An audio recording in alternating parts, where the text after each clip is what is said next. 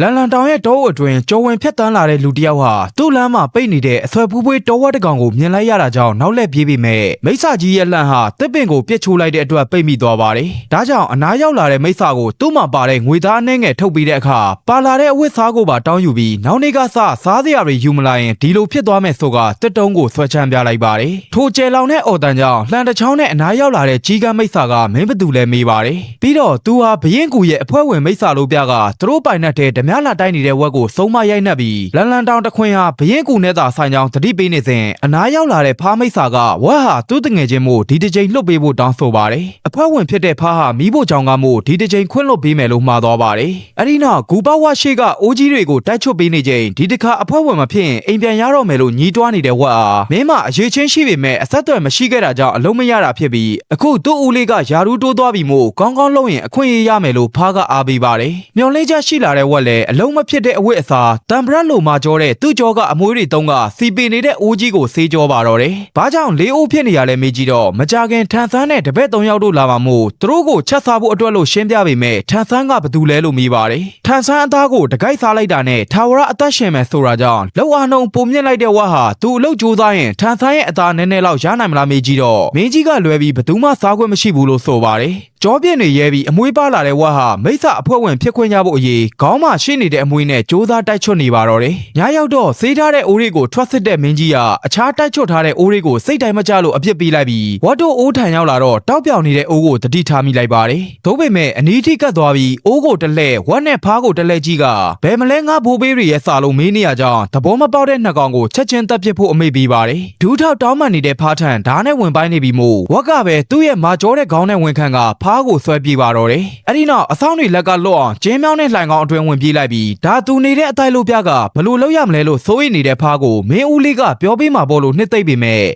ကိုအာမခံချက်မရှိတော့တဲ့သူ့ဦးလေးကသူ့အတွက်ထန်ဆန်းအသားနဲ့ပေးမှာလို့ရေကျွနေပါတယ်။လမ်းလျှောက်နေတဲ့ဖားကိုတားကလန်လန်တောင်ကနေထွက်သွားကြသို့လို့ခေါ်တော့ငါမှရှိတဲ့အလုတ်ကောင်းလေးကမင်းကြောင့်အကုန်ပြောက်သွားပြီမို့အလုတ်ကိုပြန်ပြီးသူ့ရဲ့ထာဝရအသက်ရှင်ခွင့်ကိုပြန်ပေးလို့ရိုင်းနှက်ပြဿနာရှာပါတော့တယ်။ဒါကြောင့်တော်တော်လို့អော်လိုက်ပြီးလမ်းမှာပဲရှိသေးတဲ့ထန်ဆန်းတို့ကိုသူတို့ကလက်ဦးမှုရယူပြီးအရင်ဖမ်းစားကြမယ်လို့အကြံပေးတော့မင်းကြီးကတေအောင်တက်လိမ့်မယ်ဆိုတဲ့ဖားကိုအခုလည်းအဲ့ဒီအခြေအနေပဲမို့ထာဝရအသက်ရှင်အောင်စွန့်စားကြည့်မယ်လို့ခေါ်ပါတယ်။ဒီလိုနဲ့လက်လုံလန်တစ်ချောင်းစီနဲ့ခီးထွက်လာတဲ့နှစ်ယောက်သာအခြားမိစ္ဆာတွေလက်မဦးခင်ထန်ဆန်းကိုဖမ်းဖို့ထွက်လာကြပါတယ်။ရွာတူရွာမှာမိစ္ဆာကိုရိုက်နှက်ခိုင်းစေနေတဲ့လူသားတဦးကြောင့်တီးမခံနိုင်ပဲဂျောင်းဝင်လိုက်ပြီးဘေးကမြေခွေးကိုလည်းမင်းမမိစ္ဆာတိတ်ခါမရှိဘူးလားလို့ဆူဆဲလိုက်ပါတယ်။အင်အားကြီးတဲ့ထီဟန်ကူအဖွဲ့သားမို့မင်းဟာမင်းဘရင်ကိုအဆက်ခွဲတာပဲလို့ဆွဆွဲတော့ထီဟန်ကူတစ်ခုလုံးကမိစ္ဆာအားလုံးစုံဥခုံကြောင့်တည်သွားပြီလို့ရှင်းပြပါတယ်။စုံဥခုံဘသူမှန်းတော့မသိလို့လူသားနဲ့ပြဿနာတက်နေတော့မြေခွေးကထွက်ပြေးသွားပြီမို့ဒါဆိုမင်းပြောပြသန်းလို့လူသားကိုလှည့်မိပါတယ်။တာမန်ဖုံးကြီးတွေ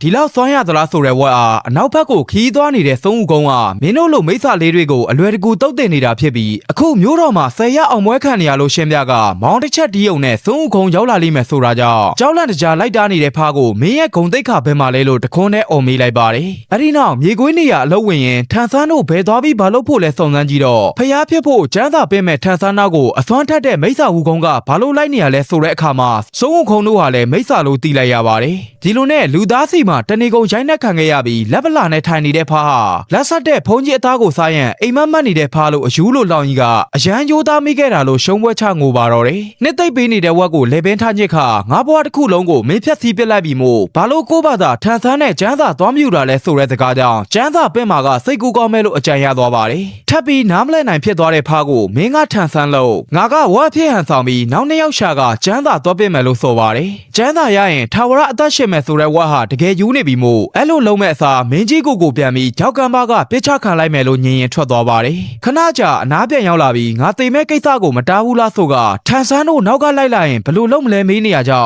းရွာမှာ10ရက်လောက်အောင်ပွဲခံလို့မပြီးခင်သူတို့အရင်ရောက်မှာပါဆိုတဲ့ဝက်ကိုနောက်ဆုံးအချိန်ယုံပြီးပြန်ပါတယ်။အဲ့ဒီနောက်ပကြီးဆရာချက်စီရောက်သွားပြီးသူတို့မသိတဲ့ထန်ဆန်းပုံစံကိုကိုဘာသာစိတ်မှန်နဲ့ဆွဲဖို့အလုပ်အပ်ပါတယ်။အထုံးမြင်တဲ့ချက်လဲကနဝင်ခီးသွားလေးပေါ်ရဲ့ပုံသူကိုဘယုတ်ဒုက္ခနှစ်ကောင်ပြောတဲ့အတိုင်းတစ်ထက်တည်းဆွဲပြလိုက်ပြီးမြဲဒီလေးယောက်ကကျန်းသာပင်းတဲ့ပုံစံပေါက်မနေလို့ထက်ဆွဲခိုင်းပါတယ်။နောက်တစ်ပုံကြတော့လေအချိန်ဝါမရှိလို့ဆိုကဂျေးများနေတဲ့ကောင်တွေကိုပကြီးဆရာကစိတ်မရှိတော့ပေမဲ့ချကျွေးလာတဲ့အစားနဲ့ကြောင့်နေဝင်တဲ့အထိထက်ဆွဲပေးနေရပါတယ်။နောက်ဆုံးလက်လျှော့သွားတဲ့ကြက်ရဲ့ပုံတူတွေကတောင်ချစ်မြောက်ချစ်ပုံကိုမှဒါအမှန်ပဲဆိုတာကြောင့်ပကြီးဆရာကြက်လဲတအံ့တော်လာထားကြည့်ပါတယ်။အဲ့ဒီနောက် ကြောင့်မျက်နှာဖုံးတဲ့ဖားကိုထန်ဆန်းနဲ့တူပြီးမို့မြောက်နဲ့ရှားဝူကျင်ရဖို့မျိုးစုံလိုက်ရှာပါတယ်။၃ရက်လုံးရှာမတွေ့လို့နက်ကွန်းရှိစိတ်ပြက်လက်ပြက်သွားထိုင်ကလန်တောင်မှာတူးတက်လုံးမြောက်မမြင်မှုကြောင့်ဖားကပြောပြနေစဉ်ဝက်ကမမွန်သည်ယူစားနေပါတယ်။ဒီချိန်ပူတော်ထားတဲ့စားစရာတွေပြန်ပေးရမယ်ဆိုတဲ့နက်ကွန်းတွေကအတန်ကြောင့်ကုန်းကြောနေတော့နောက်ကအမီးလုံးနေရာကိုမြင်တဲ့ဝက်ကထိုးတရဝါကိုတတိထားမိလိုက်ပြီးနတ်မင်းကြီးလိုဟန်ဆောင်နေလို့ပြဿနာရှာပါတယ်။အနားရောက်လာတဲ့ဖားဟာပကြီးတဲကဘာမှမသိတဲ့ကောင်နဲ့တူကြောင်ထုတ်ပြလာတဲ့အတွက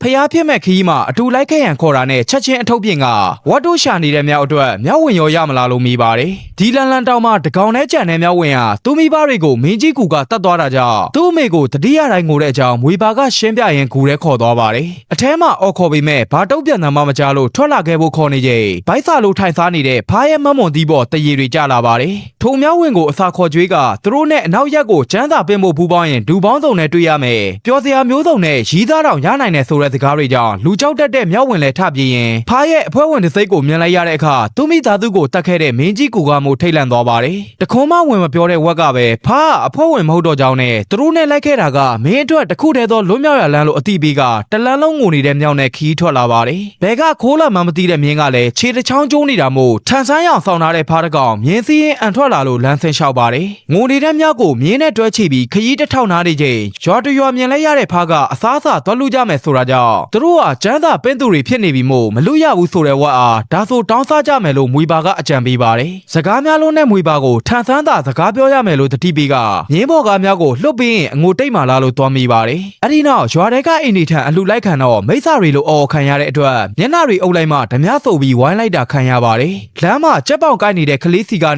ေသူတို့ကအနောက်ရက်ကိုကျန်းစာပင်းဖို့သွားနေတဲ့ဖုန်းကြီးတွေလို့ပြောတော့ထန်ဆန်းလာလို့ပြန်မေးနေတဲ့ကလေးကြောင့်နောက်ဆုံးတော့တယောက်ကမှတ်မိပြီလို့မျက်ရည်တွေကျနေတဲ့ဖာအယုတ်ကောင်းကြီးဆောင်းထားရုံနဲ့လိန်လို့မရဘူးလို့လှောင်ကြည့်နေတဲ့ကလေးကြောင့်စားဟန်ဆောင်မနေဖို့ဝင်တားတဲ့မွေပါကိုကလေးကရှားဝူကျင်လာလို့မိပါတယ်။ခရီးသွားလေးပေါ်ရဲ့ပုံစံတွေလက်နက်တွေအကြောင်းနဲ့ရှားဝူကျင်ဟာဆရာကိုမိစ္ဆာတွေဖမ်းသွားပြီးအကိုကြီးဆိုတာနဲ့ဆရာနဲ့ပါကျဲကိုဖမ်းသွားပြီးဆိုတဲ့စကားကြီးနှခွန်းသာပြောသူလို့တင်ပြပေးတာကြောင့်စကားမပြောရမနေနိုင်တဲ့မွေပါလဲသူရှားဖုံးကြီးမလှုပ်ချင်တော့ဘူးလို့ဆိုပါတယ်။ဘေးမှာငိုကြီးချက်မနဲ့မြောက်ကိုတော့စိုးဦးခုံးကဘယ်တော့မှမငိုတတ်ကြောင်ပြောပြနေစဉ်အိမ်ကထမင်းစားဖို့ခေါ်နေပြီဖြစ်တဲ့ကလေးကဖုံးကြီးတွေအသားမစားရဘူးဆိုကလက်ထက်ကကြက်ပေါင်ကိုစားပြသွားပါတယ်။အစားမစားရတဲ့ဖုံးကြီးအထု၄ယောက်ထဲမှာမင်းကြီးကူမှအဖွဲဝင်ဖြစ်ဖို့စောင်းမွေးပွဲလည်းမအောင်အဆက်အသွယ်လည်းမရှိခဲ့တာကြောင့်လိုက်သက်ခံနေရတဲ့ကြားတဲ့လူ၄ယောက်စုပြီးသူ့လှုပ်လေးသူလှုပ်ချင်ကြောင်ဝက်ကတွေးနေပါတယ်။ဒီလိုပဲဘဝကခက်ခဲနေတော့မှလာလို့တွေးရင်ကလေးကိုတော့မလိမ်နိုင်ဘူးဆိုတဲ့ဖားနဲ့မွေပါတော့ဟာညင်းညွတ်နေတာရက်ပြီးကျန်းသာပင်ဖို့လေ့ကျင့်ရန်မြောက်ကိုမြောက်မင်းအဖြစ်တင်ပြပြီးပါတယ်။စကားများလုံးနဲ့မွေပါကိုလည်းကျန်းသာပင့်ရင်အဓိကဇက်ကောင်မဟုတ်ပဲနောက်လိုက်ဖြစ်ဟန်ဆောင်ခိုင်းပေမဲ့စကားမပြောရတာတေမလို့ပဲဆိုကထွက်သွားပါတယ်။ဖားကိုဖုံးကြီးနဲ့တူတာပြင်ဆင်ဖို့မောင်းထုတ်လိုက်ချိန်ခြုံတိုးနေတဲ့မွေပါကအကိုကြီးထွက်ပြေးသွားပြီဆိုတဲ့အတွက်သူ့အကွက်တွေထုံမတုံရစေနဲ့လို့အော်ခေါ်တဲ့အခါမြောက်ပြန်ရောက်လာပါတယ်။ဒီလိုနဲ့မြောက်ကိုဖြည်းဖြည်းချင်းချော့မော့ပြီးမြောက်မင်းကြီးလို့တညလုံးတင်ပြီးပါတယ်။မနက်လင်းတော့လက်နက်တွေယူပြီးဖားပြန်ရောက်လာတဲ့အခါစကားကြီးနှခွန်းလေးကျင့်နေတဲ့မွေပါကမြောက်စီကနှုတ်ယူထားတဲ့မုတ်စိတ်မွေးတွေနဲ့မို့ကြံနေရောက်စီလိုက်သွားတဲ့အခါငိုငိုကြီးထိုင်နေတဲ့ဝက်ကိုမြင်လိုက်ရပါတယ်။တညလုံးလေးကျင့်နေတဲ့မြောက်ကိုအခြေအနေဘလို့လဲသွားမိတော့မြောက်မင်းကြီးအစာမင်းကြီးမြောက်လို့ပြောင်းပြန်ကြီးပြောနေတဲ့အတွက်တေအောင်တပ်ပြစ်မယ်ဆိုတဲ့ဝက်ကိုတားကသူစိတ်ရှိရှိနဲ့တင်ပေးပါအောင်မယ်လို့ဆိုပါတယ်စာကြောရုပ်ထံကဖြုတ်ခိုးလာတဲ့အဝတ်စားနဲ့လေကွင်းထဲကကောက်လာတဲ့လက်နက်တွေကိုပြကမြောက်ကိုတင်ပေးနေချိန်ဝက်ကရှားဦးချင်းပြီးသားဖို့မွေပါကိုကြောက်ခဲရီထုတ်ပိုးပြီးပါတယ်အကြီးကြီးမတည့်ခြင်းရင်ကြောက်တုံးသွေးဖို့မှနေချိန်နောက်မှမင်းကြီးမြောက်ကိုလေပင်ထညစ်နေပြီဖြစ်တဲ့ဖားကိုစိတ်လျှော့ဖို့အပြေးတားနေရပါတယ်ညရောက်လာတော့အစားမစားရတာကြာပြီဖြစ်တဲ့၄ယောက်သားတကားတစ်ခုကိုသွားခောက်ပြီးထွက်လာတဲ့ဖုန်ကြီးကိုသူတို့ကကျန်းစာပင်ဖို့ခီးထွက်လာရင်ရိတ်ခကုံသွားတာကြောင့်အလှခံတာပါလို့ဆိုပါတယ်တကယ်ထန်ဆန်းတင်နေတဲ့ဖုန်ကြီးလည်းအထဲဝင်ဝင်ပြုတ်ကပကံမှာပြောင်းရက်နေတဲ့အဖွဲကိုကြည့်ရင်ဆရာတော်ကြီးမျက်နှာကအစိမ်းရောင်အောင်ပြောင်းနေတာဘယ်ချိန်ကနောက်ဆုံးစားခဲ့လို့လဲလို့ဖားကိုမိပါတယ်ဒီတော့မှသူကသာမင်းကြီးအတွက်ချက်ပြုတ်ပေးဘူးတာသူ့အတွက်ချက်ကျွေးဘူးသူမရှိဘူးလို့ထားငုံနေတဲ့ဖားကိုဝက်ကဘတ်ကျော်ဆွဲလိုက်ကရှေ့လျှောက်သူချက်ကျွေးပါမယ်လို့တဲ့ပြီးပါတယ်မိစ္ဆာတွေကြီးစိုးနေတဲ့လောကမှာကြံကိုရော်တွေထွက်ပြေးကုန်တယ်ဆိုတဲ့ဆရာတော်ကိုဒါကြောင့်ပဲသူတို့ကျန်းစာပင့်နေရလို့ဖော်ရှောနေတဲ့ဖားကိုဆရာတော်ရဲ့သင်္ကန်းကဘယ်မှာလဲဆိုတာကြောင့်မိစ္ဆာတွေခိုးယူသွားကြောင်းလိန်လိုက်ပါတယ်ဒီတော့ကျောင်းနိုင်ဆရာတော်လည်းသူ့ထက်အကျိုးပြုမဲ့ခီးသွားလေးပေါ်အတွက်သင်္ကန်းထည့်ပေးလိုက်တာကြောင့်လူ ယိုသေးရှင်ယိုသေးဖားကိုတော်အဖြစ်နှုတ်ဆက်ထွက်လာခဲ့ပါတယ်မင်းတည်နဲ့လိန်နိုင်ခဲ့ပြီဖြစ်လို့တစ်ဖွဲ့လုံးအားရဝမ်းသာနဲ့ခရီးတက်ထောက်နားနေချိန်ဝေဘာကဆရာကိုမိစ္ဆာတွေဖမ်းသွားပြီလို့ထားអော်နေတဲ့အတွက်စ조사လေ့ကျင့်နေတာပဲလို့မှတ်ချက်ပေးလိုက်ပြီးမဲ့ဟိုကတကယ်အဖမ်းခံနေရတာဖြစ်ပါတယ်မီးမွေးနေတဲ့ယူနေဦးကြီးတဲ့အစာပလာတွေထည့်ပြီးအချိန်ဆွဲနေတာကထန်ဆန်းသားကိုဘသူမှစားခွင့်မရခြင်းအကြောင်းရင်းလို့ခွေးမိစ္ဆာကယူဆကစိုးဦးခုံလက်ချက်နဲ့မင်းကြီးကိုလိုအရှင်းမခံရခင်ရသလိုစားမယ်လို့ဆိုပါတယ်ဒါကိုကြားသွားတဲ့ဖားကသူ့ဦးလေးတေပြီးဆိုပြီးထားငိုကသူဟာထန်ဆန်းအတူဖားမိစ္ဆာတကောင်လို့တက်သိပြပြီးမဲ့ဒီဖုန်းကြီးမှာမိစ္ဆာတွေမစားနိုင်ဘူးလက်ကွက်မျိုးစုံရှိနေတာကမြောက်လက်ချက်ပဲဖြစ်ရမယ်ဆိုပြီးထည့်ပြုတ်ပါတော့တယ်အပြင်မှာတိုင်းနဲ့တက်တဲ့ဝက်ကသူငယ်သားအချို့ကိုရှင်းပေးမှာမို့မြောက်ကိုလေ့ကျင့်ပေးနေတာကိုကြားသွားတဲ့ငယ်သားကခွေးမိစ္ဆာထံသတင်းသွားပို့ပါတယ်စွမ်းအားကြီးတဲ့ဝူခုံးကိုခုခံမဲ့မိစ္ဆာတို့ထံဟန်ပန်အပြည့်နဲ့ဝင်တိုက်ခိုက်ဖို့ပြင်လိုက်ပြီးမဲ့ဝေးလန့်တဲ့နေရာကဧည့်သည်တွေကိုကြိုးစုံနေတဲ့မိစ္ဆာတွေကြောင့်တောင်ဆိုင်ရီနွေထဲမှာစိန်ကြနေတဲ့ဖာနီတူရေထဲဝင်စိန်လိုက်ကြပြီးမိစ္ဆာတွေစီကအစင်တစားတွေယူကခီးဆက်ခဲ့ကြပါတယ်စကားတခုမှမပြောတဲ့မြောက်ကိုမိစ္ဆာတွေကရှိနေသလိုမနာလို့ဖားကလည်းသူ့ဆုံးဦးခုံဖြစ်ချင်တယ်လို့ဆိုပါတယ်အနှဲငယ်ယုံကြည်ချက်ရှိလာတဲ့မြောက်ကိုရှေ့ပို့ပြီးရွာတရွာထံရောက်လာတော့အိမ်တိန်ကိုအလူခံရကနေတဆင့်ရွာလူကြီးရှေ့ရောက်သွားပြီးရွာရဲ့ပုံပြောသူစကားနဲ့တက်ဆင်အောင်လွှဲနေတဲ့လေးယောက်ကိုဒါကမှအစစ်မှန်တွေမို့နောက်တစ်ခါပုံပြောရင်တေချာမှတ်ထားရန်ပညာရှိရွာလူကြီးကအမိန့်ပေးပါတယ်တလက်စတဲ့ရွာထဲကအိမ်တိုင်းကိုခိုးနေတဲ့ကျွမ်းမိစ္ဆာကိုဖြည့်ရှင်းပေးဖို့တောင်းဆိုတာနဲ့ကျွတ်လေးတစ်ကောင်ပဲမို့ဖြည့်ရှင်းပေးမယ်လို့ကတိပေးလိုက်ပါတယ်ထန်ဆန်းစစ်မီလာမာကိုတတိပေးနေတဲ့ဖာအားစုံခုံးနမန်နဲ့ဖြည့်ရှင်းလို့ရနေတာမို့မြန်မာတဲ့ဆိုကကျွတ်ရှိရလိုက်သွားကြပါတယ်ဦးဆောင်သူဝက်ကပဲအထဲမှာရှိတဲ့ကျွတ်ကိုမြောက်မဲအားကိုနဲ့ဝင်ဖျဲပေးမယ်သူဟာဒေသခံမွေပါတွေကလွှဲရင်ဘယ်ကောင်မှမကြောက်တဲ့မိစ္ဆာဆိုတာကြောင့်ပြေးဝင်သွားတဲ့မွေပါကိုမှောက်အောင်ဆော်လိုက်ပါတယ်ပိတ်ထားတဲ့တကားစီပြေးပွင့်နေပြီဖြစ်တဲ့ဆရာတော်ဖားကြောင့်မဖြစ်မနေရင်ဆိုင်လိုက်ပြီးမဲ့ကျွတ်မိစ္ဆာလက်ချက်နဲ့မြောက်မဲဆိုသူရောသင်္ကန်းတလူလူနဲ့ဖားပါအကန်ခံရပါတော့တယ်ဝတ်မှာအကွက်ကြီးရှိနေမှသိတဲ့ဖားကထုတ်သုံးမှုပြောတော့တသက်မှာတစ်ခါသာသုံးရမယ်ဆိုတာကြောင့်ဒီကျွတ်ကသူတို့ကိုအဆုံးသတ်တော့မှလို့တတိပေးပါတယ်ကျွတ်လို့အခေါ်ခံလိုက်ရတဲ့မိစ္ဆာလည်းအထက်ထက်သွေးထားတဲ့မွေပါရဲ့လက်နက်နဲ့ဖားကိုတတ်တော့မဲ့အချိန်ဝက်ကဝင်ချုပ်ပေးထားတာမို့ပြေးထိုးပြီးမဲ့ထပ်မံအကန်ခံလိုက်ရပါတယ်သူတို့ထက်စွမ်းအားကြီးတဲ့ကျွတ်ကဝက်ကိုပါဆုံးမတော့မဲ့အချိန်ဘေးကဝင်တိုက်လာတဲ့မြောက်ဟာသူ့လူကိုလူမခွဲပဲအသေးလဲပြေးတိုက်နေရကြောင်းရောရောင်ခံနေရတဲ့ဝက်လည်းတော်ပါတော့လို့တတိပေးနေရပါတယ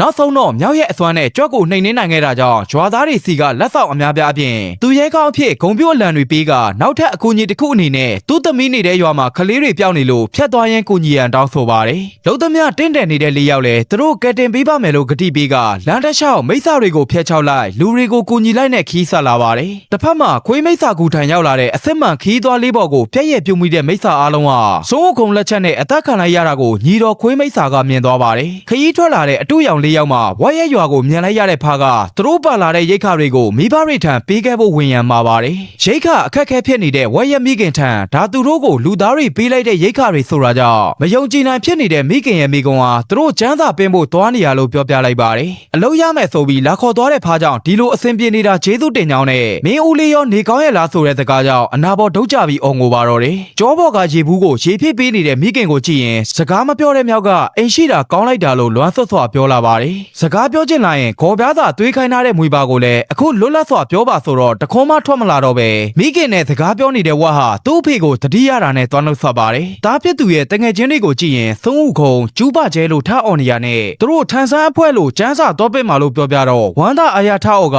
သူဖွက်ထားတဲ့အရက်တိုက်အောင်လို့ခိုင်းပါတယ်။နက်လန်းစင်လိုက်နေတဲ့ဝက်ရဲ့အဖေကသူတင်ပေးထားတဲ့အကွက်ကြီးဟာတခါသုံးလိုက်တာနဲ့တာမန်တရိတ်ဆန်အဖြစ်ပြောင်းသွားမှာမို့မဖြစ်မနေမှ3ရက်မှကသူ့လိုနောင်တမရစေနဲ့လို့ဆုံးပါပါတယ်။ညဘက်မီးပုံပြီးမှထိုင်ရင်တခါမှမပြောမှုတဲ့မြောက်အကြောင်းရဲ့စကားလွန်များပေမဲ့ယခုလုံးဝမပြောတော့တဲ့မွေပါကိုဝက်ရဲ့အဖေကအရက်ခိုးတောင်းကဘသူ့ကိုမှမပြောဘူးတဲ့မန်နာတပုတ်တင်ပေးပါတယ်။မနက်လင်းတဲ့အခါမှာတင်တာတွေမှာလိုက်ပြီးထွက်သွားတဲ့လေးယောက်ကိုဝက်ရဲ့အမေကမျက်ရည်တွေနဲ့နှုတ်ဆက်ပါတယ်။ဝတ်တို့နောက်အပြေးလိုက်လာတဲ့ခွေးမိစ္ဆာဟာရွာသားတွေညွန်နှန်းတော့ထွက်သွားရင်နောက်မှထန်ဆန်းအတူရောင်အဖွဲ့လိုက်လာလို့တတိထားရန်မှာသွားပါတယ်။အနောက်ရက်ကိုမနာမနေခီးသွားနေကြတဲ့ဝတ်တို့အဖွဲ့ဟာတောင်ကုန်းပေါ်ကမိုးချုံတန်ကျောင်းတိုက်လေးဆိုတာကိုတွေ့တာနဲ့ဖားကအလူခံကြမယ်လို့ဆုံးဖြတ်လိုက်ပါတယ်။ထို့ကျောင်းမှာထန်ဆန်းကိုတော်ကိုစောင့်နေတဲ့မျက်ခုံးဝမိစ္ဆာဟာထင်တာထက်အမြန်ဆုံးရောက်လာတဲ့ဝတ်တို့အဖွဲ့ကိုထွက်ကြည့်ရင်ပုံစံပြောင်းပြီးပြင်ဆင်ခိုင်းလိုက်ပါတယ်။အလူခံမှုဝင်လာတဲ့ကျောင်းထဲမှာနတ်မင်းကြီးတွေဖုန်ကြီးတွေရဲ့ရုပ်ရည်ကဘာလို့ကြောက်စရာကောင်းနေရတာလဲမိတော့ဟိုဝဝဖက်ဖိုက်နဲ့တပားကတော့မျက်နှာထားကောင်းမုံပဲလို့ဗုဒ္ဓကိုညွှန်ပြပါတယ်။သူတို့ကိုထန်ဆန်းအဖွဲ့လာလို့မေးနေသူကမြတ်စွာဘုရားလို့တီးလိုက်ရတာကြောင့်အပြင်ထွက်ပြီးတိုင်ပင်နေတဲ့လေးကောင်ဟာဗုဒ္ဓကိုတော့မှတ်မိပုံမပေါ်လို့ငါပဲဟန်ဆောင်မကောင်းတာလားလို့အတွေးများနေပါတယ်။အတူရောက်နေ တစ်ဖက်နဲ့တစ်ဖက်အလင်းမြန်တိုင်ပင်လိုက်ကြပြီးဝက်ကတော့ပိဋကတ်ကျမ်းတွေတောင်းကြမယ်လို့ဆိုပါတယ်အယောင်ဆောင်မိစ္ဆာတွေကလည်းဒီအချိန်သုံးဦးခုံးကိုမရှင်းနိုင်သေးတာမို့ကလေးတွေကိုစားပြီးမှသာထန်ဆန်းကိုတတ်ဖို့တိုင်ပင်ကြပါတယ်အဲ့ဒီနောက်အထဲပြန့်ဝင်ကအသိဉာဏ်နဲ့လို့ဗုဒ္ဓကိုမမြင်နိုင်တဲ့အတွက်တောင်းပန်ဂါဝရပြုလိုက်ပြီးမနက်ဖြန်မှာရောက်မဲ့အစားဒီနေ့စောရောက်လာတာကမနာမနေခီးထွက်လာတာကြောင့်လို့အိမ်တွေနဲ့ဖြေပါတယ်အနားမယူတော့ပဲကျန်းစာသာပေးရန်တောင်းနေချိန်နောက်မှနှာချေလိုက်တဲ့နတ်မင်းတစ်ပါးကအမိထွက်လာတာမို့ဒါဟာကျန်းစာကြောင့်မိစ္ဆာတွေဖျားဖြစ်နေရလို့ဝက်ကပြပါတယ်အယောင်ဆောင်ဗုဒ္ဓလည်းကျန်းစာအတင်းတောင်းနေတဲ့ဖားကြောင့်သူ့လူနှစ်ယောက်ကိုပြင်ဆင်ပေးထားဖို့မော်ထုတ်ကအဆက်ပြေရေးနေရကြောင်းရောရောင်လိုက်ရည်လိုက်ပါ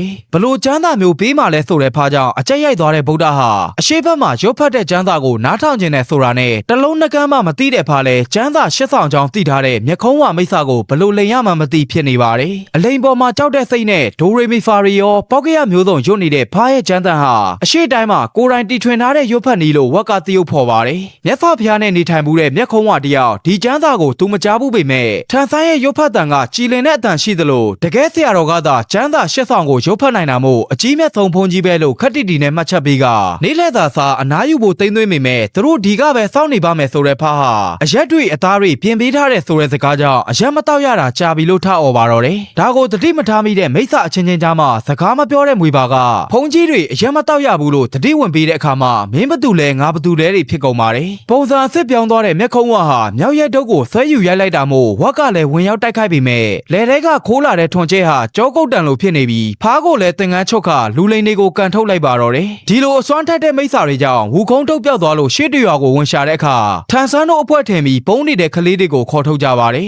ဒါဟာရွာလူကြီးသမီးရဲ့ရွာဖြစ်နေပြီးကလေး9ယောက်အဖမ်းခံလိုက်ရတာကြောင့်ပြန်ကယ်ပေးဖို့ဝိုင်းတောင်းဆိုကြပါတယ်အဲ့ဒီမိစ္ဆာတွေကိုသူတို့နှိမ်နှင်းပေးမှမို့ဘယ်မှာရှိလဲပြောခိုင်းတော့မိုးချုံးတန်ចောင်းတိုက်မှာဆိုတဲ့နောက်ကလေးတွေကိုဖမ်းမဲ့မျက်ခုံးဝါရဲ့နောက်လိုက်တွေရောက်လာပါတယ်အဖမ်းခံနေရတဲ့ကလေးတွေကိုဝင်ကယ်ဖို့ကြိုးစားပြီးမဲ့အစွမ်းထက်မိစ္ဆာတွေမို့အလဲလဲအကွက်ကွက်ဖြစ်ကုန်ကြပြီးဟန်ဆောင်မနေတော့ပဲသူတို့နဲ့ပြန်လိုက်ခဲ့ဖို့အမိတ်ပေးတဲ့ကြားမိစ္ဆာကြောင့်ရွာသားတွေကသူတို့ကိုပါတဖွဲ့တယ်လို့ထင်သွားပါတယ်ဝက်ကိုတတ်တော့မှမို့အပြေးလက်တောင်းမှန်တဲ့ဖားကသူတို့ဟာထန်ဆန်းအတုလို့ဝန်ခံလိုက်ရပြီးရွာသားတွေရှေ့မှာလည်းဒီကောင်တွေဟာအလေလွင့်မိစ္ဆာဖြစ်ကြီးညာခံလိုက်ရပြီးမို့နာကြီးစွာအပြစ်တင်ဆဲဆုံနေကြတဲ့ရွာသားတွေထံကနေစိတ်မကောင်းခြင်းများစွာနဲ့ထွက်လာခဲ့ပါတယ်အဖမ်းခံလိုက်ရတဲ့၄ယောက်ကိုနတ်မင်းကြီး၄ပါးနေရာကတရုတ်ဆောင်ရင်အသက်ရှင်ခွင့်ပေးမယ်ဆိုပေမဲ့အဲ့လိုမလုပ်နိုင်ဘူးဆိုတဲ့မြောက်ဟာသူတို့အတူရောက်နေဆိုတာတလောကလုံးသိနေပြီလို့ဖားကဝင်ပြောပါတယ်ဒီမိစ္ဆာတွေကလည်းလွန်ခဲ့တဲ့နှစ်ပေါင်း900ကသုံးဦးကုန်းကဖျားနဲ့တိကျွမ်းသူဖြစ်ပြီးကျူးပကျဲနဲ့ရှားဦးချင်းကလည်းနတ်ဖျားတွေပြန်ဝင်စားတာဖြစ်သလိုထန်ဆန်းကိုတော်ဟာအရှိအေဂရီရဲ့တငယ်ချင်းတွေမို့အထင်ကရလူတွေအဖြစ်ဟန်ဆောင်ခဲ့တဲ့ဝတ်တို့ကိုမျက်ခုံးဝမိစ္ဆာနဲ့ပူးပေါင်းရန်ဖိအားပေးပါတယ်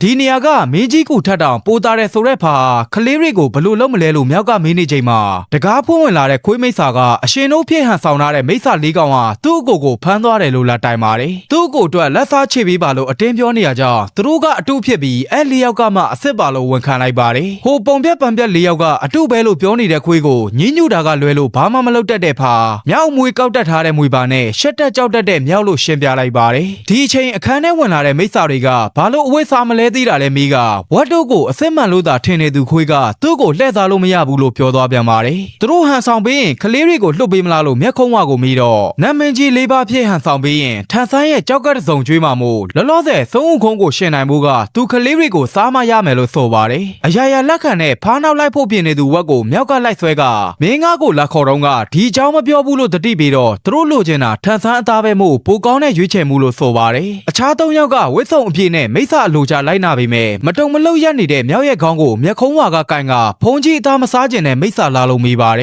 ်သူဟာမိစ္ဆာမဟုတ်ပဲမြောက်မင်းကြီးလို့ရဲဝင်းစွာပြန်ပြောခဲ့တာကြောင့်မြေအောက်ခန်းမှာနှိပ်စက်ဖို့ဆွဲထုတ်ခံလိုက်ပြီးဝတ်တုပ်ကိုလေ့ကျင့်နေဖို့ခိုင်းစေသွားပါတယ်ထို့အတူမျက်နှာဖုံးချွတ်လိုက်တဲ့မွေပါကလည်းသူလိုက်လာတော့ကဖုန်ကြီးအသားစားကျင်ကြောင်ဘယ်တော့မှမပြောဘူးပဲကျန်းစာပေးရင်ထာဝရနှုတ်ပြုတ်စေမယ်ဆိုတဲ့စကားကြောင့်သာလိုက်လာတာမို့ထန်ဆန်းကိုစားရဖို့အတွက်နဲ့ကလေးတွေအစားခံရမှတမျိုးပဲလို့ဆိုပါတယ်ဒီလောကမှာမှန်တယ်မားတယ်ဆိုတာထက်အားကြီးသူနောက်လိုက်ရန်ဖြောင်းပြတဲ့ဖားကိုဘာမှမတုတ်ပြန်ပဲသူ့ရဲ့ဓာသွေးကြောက်လေးကိုခါးကြားထိုးပြီးထွက်သွားတော့မှမို့ဝက်ကလွတ်လန်းကိုညွှန်ပေးလိုက်ပါတယ်အခုထိတင်းကန်နေ သည်များကိုတောင်နောက်ဘက်ခေါ်သွားနေပြီးပါလာတဲ့ပစ္စည်းတွေကိုဝက်ကမီးပုံရှို့နေပါတယ်။မြောက်ကိုတောင်ကမ်းပါးအထိခေါ်လာချိန်မှာမီးရှို့မဲ့အထုပ်ထဲကမိစ္ဆာနှင်းနှင်းသူများဆိုတဲ့ရွာသားတွေရဲ့လက်ဆောင်တွေကိုထုတ်ကြည့်နေချိန်နောက်ဆုံးစကားအဖြစ်ငါဟာမြောက်မင်းကြီးလို့အတန်ကုန်អော်လိုက်တဲ့မြောက်ကိုတောင်ပေါ်ကခုန်ချခိုင်းချိန်မှာအစစ်မှန်လို့အတီးပြုတ်နေတဲ့ခွေးမိစ္ဆာရောက်လာပါတယ်။သူနားမလဲတာကသူ့လိုခွေးကူရဲ့ဒုတိယခေါင်းဆောင်ကိုဘာလို့သေးသေးချင်းနေရလဲဆိုကအဆောင်တွေကိုတိုက်ခိုက်ခဲ့ပေမဲ့သူပဲကြောက်တဲ့ဆင်းသွားရပါတယ်။ဒီအချိန်အဆောင်တယောက်ကိုကန်ချလိုက်တဲ့ဝက်အားအခြားနွားတစ်ကောင်ကခေါင်းချင်းတိုက်မိတာမို့ပူမာတဲ့ဝက်ကိုမြောက်ကချီးကျူးနေတော့နောက်တစ်ကောင်ကပြန်တက်လာပါတယ်။အချုပ်ခံနေရတဲ့ဝက်ကိုကဲရန်ပြန်ရောက်လာတဲ့မွေပါကဓာသွေးကြောင်းနဲ့ဝင်ရိုက်ခဲ့ပြီးဝက်က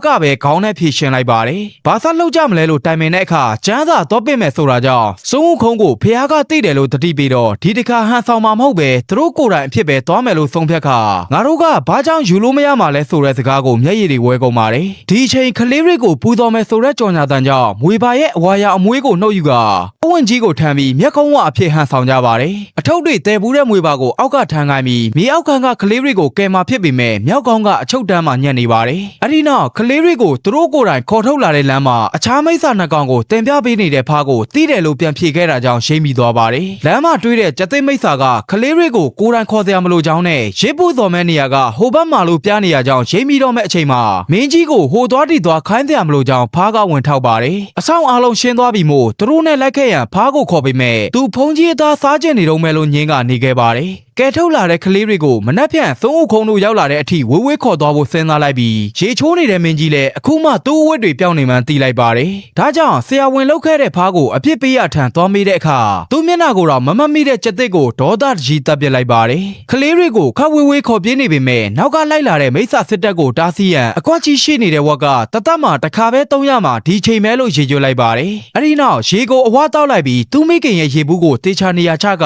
ရွာသားတွေရဲ့လက်ဆောင်ကိုခြုံတဲ့အဖြစ်ခြုံလိုက်ပြီးမိစ္ဆာစစ်တပ်ထံလျှောက်သွားပါတယ်။ကလေးတွေထုတ်ပေးခိုင်းနေတဲ့မျက်ခုံးဝါသူ့ကိုကြော်ဖြတ်မှရမယ်ဆိုကမန်တန်ကိုရွတ်လိုက်တာကြောင့်အစွမ်းထက်မိစ္ဆာအဖြစ်အခြားနောက်လိုက်တွေကိုဖြည့်ရှင်းနိုင်လိုက်ပါတယ်။သို့ပေမဲ့သူ့ပြန်ဘက်တော်မဟုတ်တဲ့မျက်ခုံးဝါကြောင့်အမောက်သိပ်ခံလိုက်ရပြီးစိုးဦးခုံကမင်းကိုငရဲပိုးလိုက်မယ်ဆိုတဲ့ဝက်ကိုအဆုံးသတ်တော့မဲ့ချိန်သူလှုပ်ပြရစီဆိုပြီးဖားကအပြေးရောက်လာပါတယ်။ပြီးတော့မန်တန်ရုတ်ခဝက်ခန္ဓာကိုယ်ထဲပြေးဝင်သွားတဲ့အတွက်မိစ္ဆာပါကြောင်းအားနေချိန်ဝက်ကမန်တန်ကိုဘလို့သိတာလဲမိတော့အရက်မိုးနေတဲ့ဝက်ရဲ့အဖေစီကတက်လာကြောင်းဖြေကမျက်ခုံးဝါကိုအကွက်ပေါင်းစုံနဲ့တိုက်ခိုက်ပါတော့တယ်။အသာသေးရမလို့နဲ့မလုံနိုင်အောင်ရှုံးနေသွားချိန်မှာမင်းအကွက်ကြီးကမမိုက်ပါဘူးလို့ဝေဖန်နေတဲ့ဖားကသူ့ရဲ့အကြီးမားဆုံးနောင်နာဟာဝက်နဲ့စားတွေ့ခဲ့တာပဲလို့ဆိုပါတယ်။မျက်ခုံးဝါရဲ့လက်မှာအဆုံးသတ်ခံရတော့မဲ့အချိန်ပေါင်းဆက်မှန်တန်ရွတ်ပြီးထက်ကြလာတဲ့မြောင်းနဲ့မွေပါဟာလည်းဝက်အဖေစီကတင်ခဲ့ရတာလို့ပြောပြပါတယ်။အဲဒီနောက်ကလေးတွေဘယ်မှာလဲဆိုတဲ့မျက်ခုံးဝါကို၄កောင်ပေါင်းတိုက်ခိုက်နီးမျိုးစုံနဲ့ဒဏ်ရာတွေရနေပေမဲ့ကလေးတွေကိုရစ်ပူတော်ရမယ့်အချိန်ထိနှောက်ယှက်နိုင်ခဲ့တဲ့၄កောင်ကိုမျက်ခုံးဝါကအဆုံးသတ်ဖို့ပြင်ပါတယ်။ပေါင်းဆက်မှန်တန်အချိန်ကုန်တော့မဲ့ဝက်တို့လည်းလက်ကျန်အင်အားနဲ့အစွမ်းထက်မိစ္ဆာကိုအသေးခံရင်ဆိုင်ခဲ့ပြီးနောက်မင်းလို့ကျင်တာဘာလဲဆိုတဲ့မျက်ခုံးဝါရဲ့မိကုံးကိုသူနေကျင်တဲ့ဘဝမှာနေဖို့ပဲလို့ဖြေလိုက်ပါတယ်။အဲဒီနောက်မျိုးစုံပြောင်းလဲနေတဲ့ခန္ဓာတွေနဲ့အတိတ်ကဖြတ်တန်းလာတဲ့အနှိမ်ခံနာကြီးစရာတွေကိုစီအသုံးချက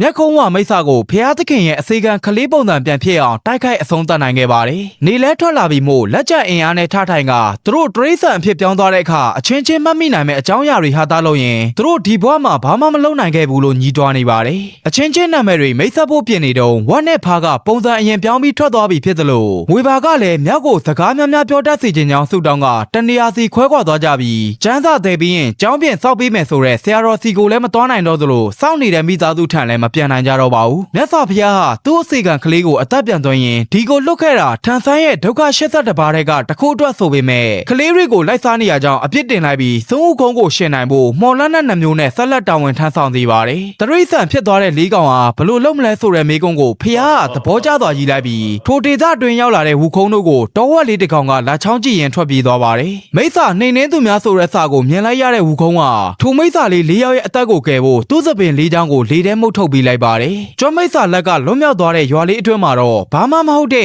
အတူရောက်မိစ္ဆာ၄កောင်ရဲ့ရုပ်ထုကိုပူဇော်ပသနေကြပြီဖြစ်ပါတယ်။